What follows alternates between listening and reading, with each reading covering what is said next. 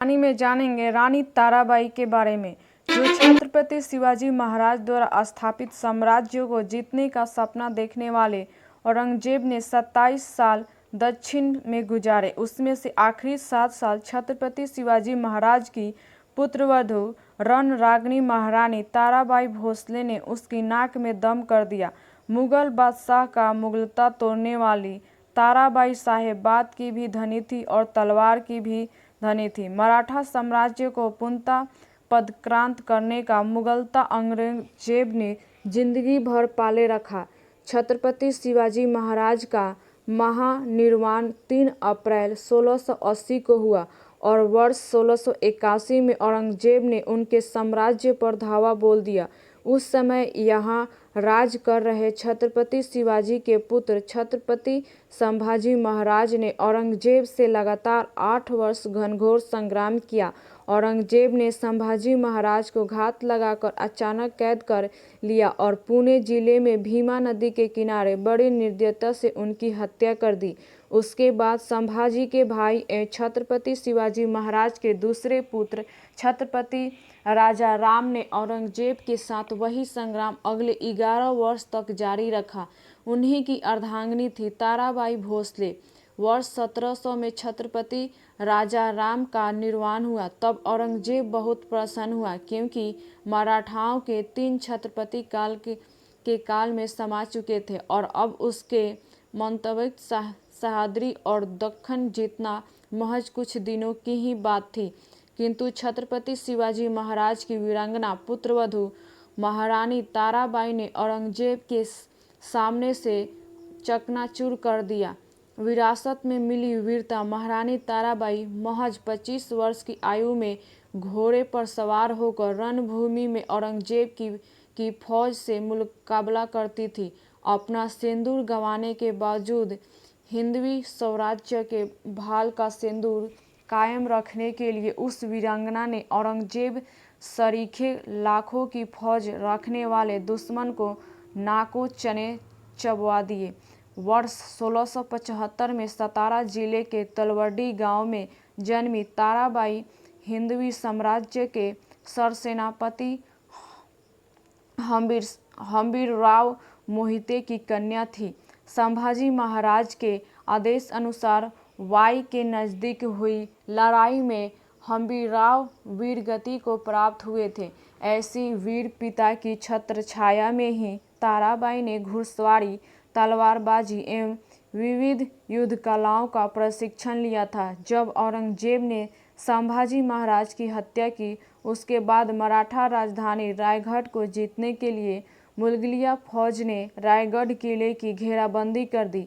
ऐसे में पूरा राज परिवार पातशाह की कैद में न पड़ जाए, इसलिए संभाजी महाराज की पत्नी येसुबाई ने अपने देवर राजा राम महाराज को गुप्त मार्ग से घेराबंदी के बाहर निकाल दिया।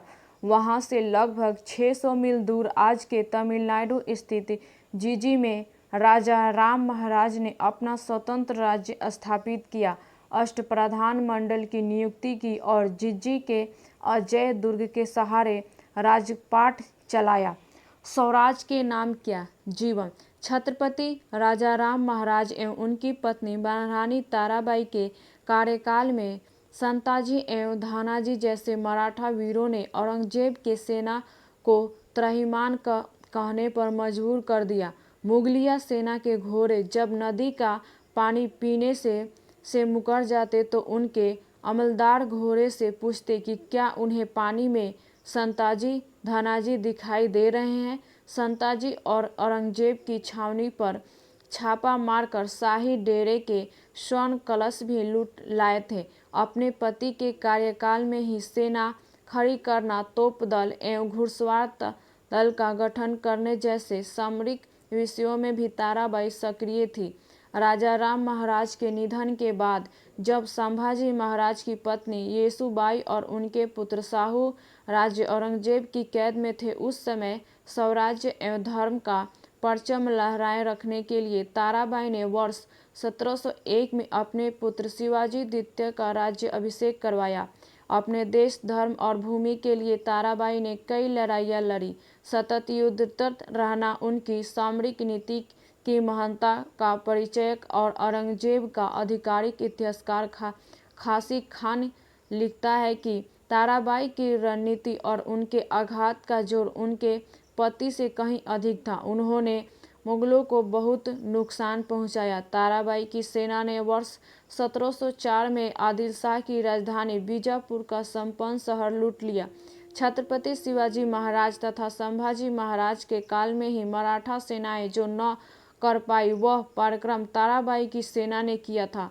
उन्होंने मुगलों को सबसे संपन्न बंदरगाह सूरत 3 बार लूटा और स्वराज के लिए धन जुटाया। जुझारू सरदारों की महारानी ताराबाई ने अपने कार्यकाल में मराठा सेना नर्मदा पार कर मालवा, मंदसौर और सिरौजा क्षेत्र में भिजवाई। नर्मदा के किनारे रतनपुर में मराठा सेना ने मुगलों की सेना को परास्त कर दिया। इसका अर्थ यही है कि महान सिंह शिंदे द्वारा मध्य प्रदेश की मुहिम छेड़ी जाने का लगभग 60 से 70 साल पहले ही ताराबाई ने मध्य प्रदेश जीत लिया था। इस प्रकार की मुहिमों के लिए ताराबाई ने जुझारू सरदारों की सेना जुटाई थी। उन दिनों औरंगजेब महाराष्ट्र के पन्नावर, रायगढ़, पल्लवी आदि दुर्ग जीतता जा रहा था। केवल इसी मुहिम के पीछे मुगल सेना ने ताराबाई के कार्यकाल में 5 वर्ष लगा दिए, किंतु ताराबाई की सेना गंवाए हुए दुर्ग चंद महीनों के अंदर फिर से जीत लेती थी।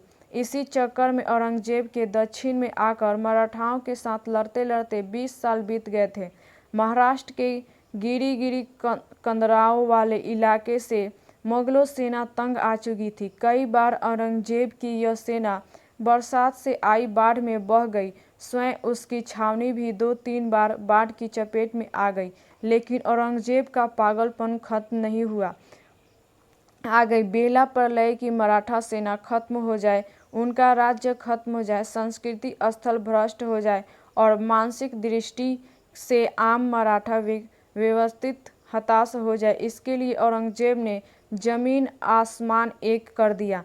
अपनी धर्मदान नीति के तहत उसने मानसिक का नाम बदलकर गुलशनाबाद, पुणे का नाम बदलकर मुहिमाबाद, रायगढ़ का नाम बदलकर इस्लामागढ़ और सतारा का नाम बदलकर आज मतारा कर दिया। किंतु औरंगजेब की मुगलों सेना के चारों दिशाओं से होने वाले आक्रमणों के सामने महारानी ताराबाई ने कभी हार नहीं मानी। उन्होंने कोन्हीजी अंग्रे के अपने नौदल का प्रमुख बनाया। रामचंद्र पंत, अमात्य शंकरजी नारायण, परशुराम पंत, प्रतिनिधि धानाजी, जयद्रथ, उद्धवजी चौहान, चंद्रसेन राजौत जैसे सरदार एवं सहयोगियों को जुटाकर औरंगजेब को नाको चने चबवाकर दर दर भटकने पर मजबूर कर दिया। यह वही समय था जब अत्यधिक श्रम के कारण औरंगजेब बहुत कमजोर हो गया था और एक पैर से लंगड़ाने भी लगा था। कवि गोविंद सिंह ने ताराबाई की वीरता का गुणवत्ता इस प्रकार किया है।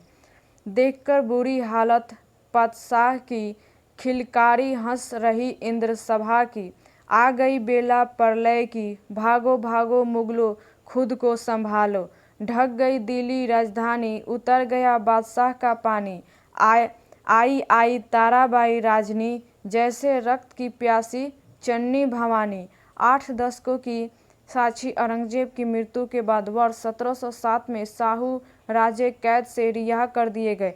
उसके बाद एक तरफ ताराबाई और दूसरी तरफ साहू राजे ऐसा गृह कलह शुरू हुआ कि मराठा राज्य 2 खेमों में बट गया। एन वक्त पर धानाजी राजद खंडगो बल्लाल और बाद में पुणे जाकर पहले पेशवा बने बालाजी विश्वनाथ जैसे उत्कर्ण सरदारों ने ताराबाई का साथ छोड़ साहू राजे का साथ देने का निर्णय किया। फिर भी वो शौर्यवंती स्त्री डगमगाई नहीं। कुछ समय बाद वाराना नदी को सरहद मान छत्रपति शिवाजी महाराज के वारिसों ने 2 जगदियों बनाई। कोल्हापुर के राज्य की व्यवस्था पन्हाला किले से ताराबाई स्वयं देखती और साहू राजे ने सतारा में अपनी राजधानी स्थापित की। आगे चलकर वर्ष 1714 में ताराबाई की सौतन राजसंभाबाई ने बगावत कर अपने बेटे को कोल्हापुर की राजगद्दी पर बिठा दिया और ताराबाई को नज़रबंद कर दिया। उसके बाद काफ़ी समय तक सतारा में रही। इस दौरान राजनीति के कई उतार चढ़ाव देखे। वह छत्रपति शिवाजी महाराज के राज्य से लेकर पानीपत में मराठा सेनाओं के पतन तक की घटना प्रधान काल की साक्षी रही। 86 वर्ष की आयु में वर्ष 1761 में उनका देहांत हो गया।